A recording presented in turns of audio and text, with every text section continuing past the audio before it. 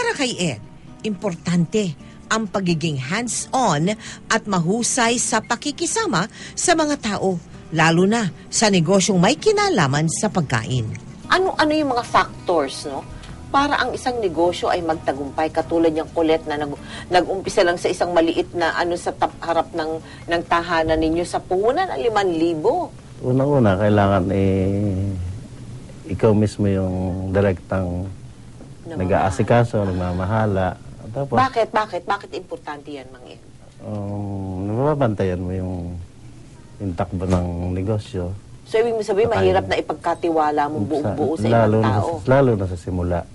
Okay. Ngayon, medyo kailangan mo na rin talaga ang tao. Pwede na, oo. Pero sa simula, kailangan tutok hands-on ika nga, ano? Tutok na tutok ka doon sa mga tao, sa produktong ilalabas. Okay. Tsaka, isa pa, kailangan siguro meron kang pananaw na hanggang saan mo talaga papupuntahin yung negosyo mo. Kaya iniisip ko na, ano kaya?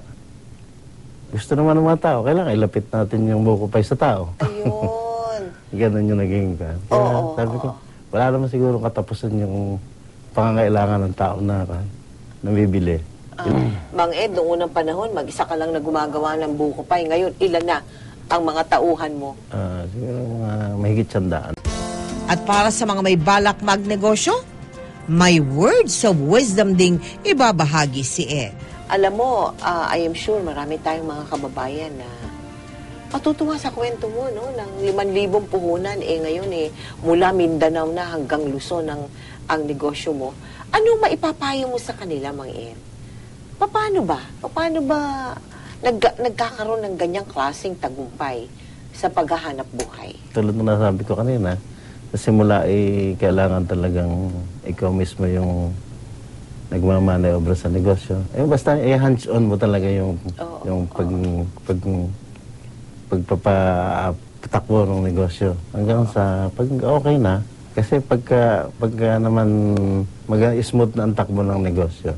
Minimal na lang ang supervision mo, no? Oo nga.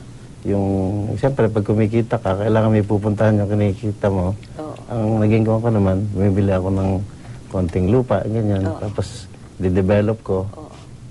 Pagka may gusto mo pili, benta ko na rin muna. Ganun lang. So, ibig sabihin ba nun, kailangan marunong ka rin gumamit ng pera mo? Hindi ka waldas, ika nga, no ha? Kailangan masinop ka rin sa kinikita mo.